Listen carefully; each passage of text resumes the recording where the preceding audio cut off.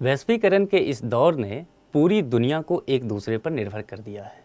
खास करके व्यापार ने पूरी दुनिया को एक बाजार में तब्दील कर दिया है और इन व्यापार की सुगमता के लिए ज़रूरी हो जाता है समुद्री मार्ग का होना। इन्हीं समुद्री मार्ग की सुरक्षा और तटीय सीमाओं की सुरक्षा के लिए आवश्यक हो जाता है युद्ध पोत। नमस्कार, मेरा नाम है मनीष भारती और आप देख रहे हैं संस्कृति IAS का यूट्यूब चैनल। दोस्तों, आज जिस टॉपिक पे हम बात करने वाले हैं वह है भारतीय नौसेना में हाल ही में शामिल नया युद्ध पोत। तो हम इसे देखेंगे, उससे पहले आपके लिए एक ज़रूरी सूचना है। संस्कृति IAS परिवार आपकी 2023 की प्रीलिम्स एग्ज़ाम को सुनिश्चित करने के लिए एक नया प्रोग्राम लेके आई है जो टारगेट 2023 है। ये प्रीलिम्स को देखते हुए बनाया गया है। इसमें प्रीलिम्स में आने वाले सभी सब्जेक्ट की 100% की पढ़ाई कराई जाएगी। 100 प्रथम विद्यार्थी जो इस प्रोग्राम में एडमिशन लेंगे उनको CSET का जो क्लास है वो ऑनलाइन फ्री में दिया जाएगा। समान अध्ययन की 500 से अधिक घंटे की कक्षाएं होगी। 2 कक्षाएं प्रतिदिन आपको दिया जाएगा। साथ ही नोट्स भी PDF में उपलब्ध कराया जाएगा और आप नियमित क्लास टेस्ट भी दे सकते हैं। इसकी राशि देखें तो बेहद कम, केवल 9,999 रखा गया है। बैच जो है 19 दिसंबर से स्टार्ट है और सुबह के 8 बजे समय रखा गया है। शिक्षकों की पूरी टीम से आप परिचित ही हैं। हमारे सभी अनुभवी शिक्षकों के निर्देश में आप इसकी पूरी तैयारी कर सकते हैं। आइए अब हम लौटते हैं अपने विषय वस्तु पर। हाल ही में यह टॉपिक जो है काफ़ी चर्चा में रहा है। आप यहाँ देख रहे हैं इंडियन नेवी करके अखबारों की सुर्खियाँ बटोरी है और INS मर्मुगांव ये कमीशन हो गया है इंडियन नेवी में। रक्षा मंत्री राजनाथ सिंह जी ने भी एक ट्वीट किया है जो मुंबई में हाल ही में एक सेरेमनी में INS मर्मुगांव को इसे इंडियन नेवी में कमीशन कर लिया गया है। और इसे देखिए, उन्होंने कहा है कि यह भारत का जो स्वदेशी निर्माण है युद्धपोत, उसके लिए एक गर्व का विषय है। आगे हम देखेंगे कि उसका क्या मतलब है इस ट्वीट का। चलिए आगे बढ़ते हैं। उससे पहले मैं आपको बता दूं कि नेवी में कितने टाइप्स के शिप्स होते हैं। Types of ships in Indian navy, एक नज़र इस पे डाल लेते हैं। वैसे तो कई सारे टाइप्स होते हैं लेकिन जो प्रमुख 7-8 हैं उस पे हम देखते हैं। देखिए, सबसे पहले है एयरक्राफ्ट कैरियर्स। एयरक्राफ्ट कैरियर को आप समुद्र का शहंशाह भी कह सकते हैं। यह समुद्र में चलता फिरता किला है। ये सबसे बड़ा शिप होता है और 30 से 40 एयरक्राफ्ट इस पे आप रख सकते हैं। इस पे हेलीकॉप्टर उतर सकता है। यहाँ से आप देख रहे हैं कई लड़ाकू विमान उड़ान भी भर सकते हैं। उसके बाद आप देखिए एम्फीबियस वॉरफेयर शिप्स हमारा एक है जो सैनिकों को लेकर अन्य देश के तटों तक जा सकता है। इसमें एक ही बार में काफ़ी अधिक संख्या में सैनिक शामिल हो सकते हैं। तकरीबन 150, 60, 70 तक सैनिक इसमें आ जाता है और इसमें वाहन, हथियार, टैंक ये सब इस पे लोड करके एक तट से दूसरे तट तक ले जाने में सुविधा होती है इससे। दूसरा देखिए डिस्ट्रॉयर्स, जिस पे आज हम बात भी करेंगे। डिस्ट्रॉयर्स जो है घातक हमला करने के लिए जाना जाता है। ताकतवर रडार सिस्टम भी होता है। इसमें हम आज डिटेल से चर्चा करेंगे ही। फ्रिगेट्स में क्या होता है, इसकी खासियत है इसमें काफ़ी अधिक संख्या में मिसाइल तैनात करके रखे जा सकते हैं। समुद्र में लगे जो नीचे पानी के नीचे जो माइंस होता है उसको भी ये ढूंढ के और न्यूट्रल कर देता है। तो ये इसकी खासियत है इसमें। अब देखते हैं आगे। कॉर्वेट्स में ये पनडुब्बियों पे हमला करने के लिए जाना जाता है और इसमें रॉकेट लॉन्चर तैनात रहते हैं। पेट्रोल वेसल्स, जैसा कि आप नाम से ही जान रहे हैं, ये पेट्रोलिंग करने के लिए होता है। देखिए, नेवी तो इसका उपयोग करती है। इसके अलावा जो कोस्टल गार्ड होते हैं या समुद्री व्यापारी वगैरह के लिए, व्यापार के लिए भी इसका पेट्रोलिंग के लिए तटीय क्षेत्रों पे इसका उपयोग किया जाता है। और साथ ही एक देश से दूसरे देश का जब युद्ध होता है तो मान लीजिए अगर युद्ध में जितने सैनिक किसी युद्धपोत पे घायल हुआ तो उस युद्धपोत से सैनिकों को लाने के लिए कुछ तो एक बोट चाहिए, तो उस जगह पे ये एक बोट का भी काम करता है। यानी कि यह एक छोटा सा आप देख रहे हैं, यह बड़े से एयरक्राफ्ट के पास जाता है, वहाँ से घायल सैनिकों को लेकर के तट तक पहुँचा देता है ताकि उनका चिकित्सा का कार्य हो सके। अब देखिए लैंडिंग क्राफ्ट एक है। लैंडिंग क्राफ्ट पे जो है टैंक, वाहन, सैनिक, बड़े बड़ी गाड़ियाँ यहाँ इस पे हम टैंक वगैरह इसी पे लोड कर देते हैं और एक जगह से दूसरे जगह, एक तट से दूसरे तट पर ले जाया जा सकता है इससे। और ये युद्ध पोत से तटों तक लाना इससे आसानी होता है। लैंडिंग शिप टैंक एक टाइप है, ये युद्ध पोत को सहायता प्रदान करता है। अब देखिए आप इसे, जैसे कि बहुत सारे जो जगह तटीय क्षेत्र होते हैं वहाँ बंदरगाह बना हुआ होता है, तो वहाँ तो पोर्ट जाके रुकता ही है, लेकिन शिप जाके रुकता है, लेकिन बहुत सारे ऐसे तट होता है जहाँ बंदरगाह का यानी कि पोर्ट का इंफ्रास्ट्रक्चर नहीं होता है। उस जगह पे आप लैंडिंग शिप टैंक का नेवी यूज करती है। इस पे आप देखिए बहुत सारे सैनिक शामिल हो सकते हैं, ट्रक शामिल है, इस पे टैंक लोड हो जाता है। और ऐसे जगह पे जहाँ बंदरगाह नहीं है, अब देखिए इस जगह पे आपको बंदरगाह नहीं दिख रहा है, लेकिन इस जगह पे यह लग जाता है। और इसकी जो पार्किंग होती है यह बिना बंदरगाह का तट पे पार्क भी हो जाता है, तो ये इसकी खासियत है। और इससे आप देखेंगे कि इससे युद्ध पोत को काफ़ी सहायता भी मिलता है इस कारण, इसके इस खासियत से। अब जो शामिल किया गया है INS मोरमुगांव, ये दरअसल गोवा का एक बंदरगाह शहर है, मैं बताऊंगा अभी। तो इसके बारे में थोड़ा सा समझ लेते हैं कि ये क्या है। देखिए प्रोजेक्ट 15B एक चलाया था भारत सरकार ने, प्रोजेक्ट 15B। 15A पहले था, 15A के जितने काम थे पूरा कर लिया गया था, फिर तय हुआ कि अब 15B पे काम किया जाए। अभी उसको हम डिटेल से आपको बताएंगे, फिलहाल के लिए इतना समझ लीजिए। जो प्रोजेक्ट 15B के तहत सेकेंड स्टील्थ गाइडेड मिसाइल था, विध्वंसक युद्धपोत है ये INS मोरमुगांव। और ये 4 इसमें इस प्रोजेक्ट के तहत 4 युद्धपोत आएगा, तो उसमें ये दूसरा है, ठीक है।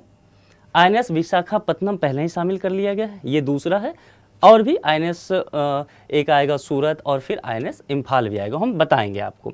इसका जो निर्माण किस कंपनी ने किया, देखिए Mazagon docks ship builders limited Mumbai के द्वारा किया जा रहा है, मतलब कर लिया गया है इसका। 18 दिसंबर 2022 को भारतीय नौसेना में इसे शामिल कर लिया गया मुंबई में। यह युद्धपोत आत्मनिर्भर भारत, इसे समझ लीजिए, ये आत्मनिर्भर भारत और मेक इन इंडिया की मिसाल है। क्यों, कारण क्या है इसका? यह जो युद्धपोत बना है इसका 75% सामान जो है वो स्वदेशी है, स्वदेशी तकनीकों से, सामानों से यह बना हुआ है, इसलिए ये बहुत खास है हमारे लिए। प्रोजेक्ट 13B क्या है? अब मैंने आपसे बताया था कि हम डिस्कस करेंगे। देखिए पहले ही मैंने बताया कि प्रोजेक्ट 15B, प्रोजेक्ट 15A जो था, 15A में कुछ युद्धपोत रखे गए थे, वह तैयार हो गया। उसके बाद 15B लाने की योजना बनाई गई और 15B के तहत यह तय किया गया कि 4 वॉरशिप तैयार किया जाएगा। 4 वॉरशिप जो है देश के 4 प्रमुख शहरों के नाम पे रखा गया है। तटीय शहर हैं 4 प्रमुख शहर में, आप देख लीजिए, ये है वेस्ट का हिस्सा और ये ईस्ट का, पूर्वी, ये पश्चिमी घाट और ये पूर्वी घाट। तो सबसे पहले जो INS विशाखापट्टनम, आप जानते हैं कि INS विशाखापट्टनम ये भी एक विध्वंसक युद्धपोत है और ये सेना में, नेवी में शामिल कर लिया गया है। अब INS मोरमुगांव को शामिल कर लिया गया है मुंबई में 18 दिसंबर को। इसके बाद INS सूरत और INS इम्फाल का ट्रायल चल रहा है। जल्द ही आपको ये दोनों शिप भी भारतीय नौसेना में के बेड़े में देखने को मिल जाएगा। तो ये आप समझ ही गए हैं कि जहाज 4 प्रमुख शहरों के नाम पर रखा गया है और ये 4 शहर आपके सामने हैं। अब इसकी ऐतिहासिक पृष्ठभूमि क्या है, जरा देखते हैं। क्यों आखिर 18 दिसंबर को ये शामिल किया गया है? दरअसल 19 दिसंबर से इसका संबंध है, एक दिन पहले रखा गया है। 19 दिसंबर को क्या है, गोवा का 60वीं वर्षगांठ, ठीक है। 1961 में, आप हिस्ट्री में पढ़े होंगे, 1961 में है गोवा पुर्तगाल से मुक्त हुआ था। पहले उस पे क्या था, गोवा पर पुर्तगाल का शासन था। 1961 में ये मुक्त हुआ था। तो इसका पश्चिमी तट जो है गोवा का एक बंदरगाह शहर है। ये जो मोरमुगांव गोवा का एक बंदरगाह शहर है, उस शहर के नाम पे इसको रखा गया, इस युद्धपोत का नाम रख दिया गया। अब इसकी विशेषताएं कुछ देख लेते हैं। देखिए ये आधुनिक निगरानी रडार है। रडार का काम क्या होता है, कैच करना, जो भी अवांछित चीज़ें, वो चाहे एयरक्राफ्ट हो या कोई मिसाइल हो, ड्रोन हो, वहाँ से गुजर रहा हो तो वह उसे कैच करता है और उसे इन्फॉर्म करता है, डिस्ट्रॉयड फिर उससे कर दिया जाता है। इसमें और भी जो है आधुनिक निगरानी रडार रखा गया है। ये आधुनिक हथियार और सेंसर इस युद्धपोत में लगाए गए हैं। ब्रह्मोस सुपरसोनिक क्रूज मिसाइल भी लगाया गया है। ये अपने आप में ही काफ़ी खास है, आप इसके बारे में साइंस टेक में डिटेल से पढ़े ही होंगे। इस युद्धपोत की वारशिप की एक खासियत है, यह land to land and land to air पे ये स्ट्राइक कर सकता है।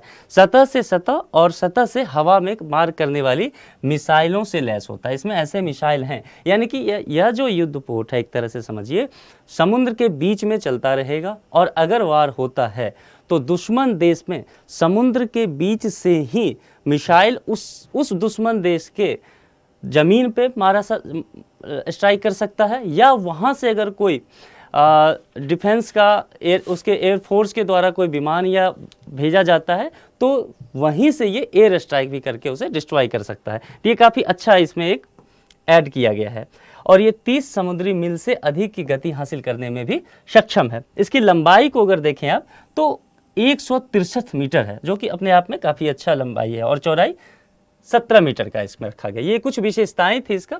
सामरिक महत्व, ये सबसे जानना आपको इसके लिए ज़रूरी है कि इसका सामरिक महत्व क्या है।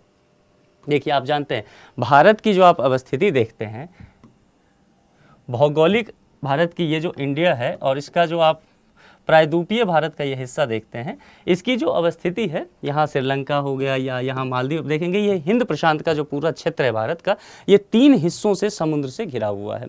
तो भारत का जो समुद्र का जो सामरिक स्थिति है वह काफ़ी महत्वपूर्ण हो जाता है, और जितने भी ट्रेड होते हैं वह समुद्री मार्ग से होता है और इसी रूट से होता है। आपने ज्योग्राफी में, वर्ल्ड मैप में इन सब चीज़ों को पढ़ा होगा। तो हिंद प्रशांत क्षेत्र में भारतीय नौसेना की स्थिति मजबूत होगी। इस क्षेत्र में निगरानी करना आसान हो जाएगा, सीमा की सुरक्षा करना, समुद्री मार्ग की सुरक्षा करना आसान होगा। समुद्री व्यापार मार्ग, जैसा कि मैंने पहले ही कहा, समुद्री मार्ग व्यापार मार्ग की सुरक्षा भी सुनिश्चित होगी इससे।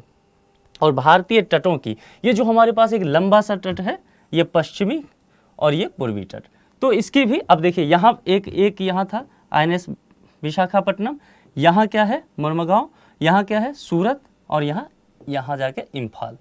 तो ये 4 है, और इससे पहले कोलकाता शामिल कर लिया गया था, कोच्चि को पहले ही शामिल कर लिया गया था, और एक चेन्नई को भी शामिल कर लिया गया था। तो देखिए INS के इतने सारे यहाँ पे आ गए 15A और 15B का जो प्रोजेक्ट है उसके तहत। तो क्या हो गया कि हमारा पूरा तटीय जो सीमा है और समुद्र की निगरानी है, व्यापार मार्ग की निगरानी है, ये सब सुलभ हो गया, आसान हो जाएगा।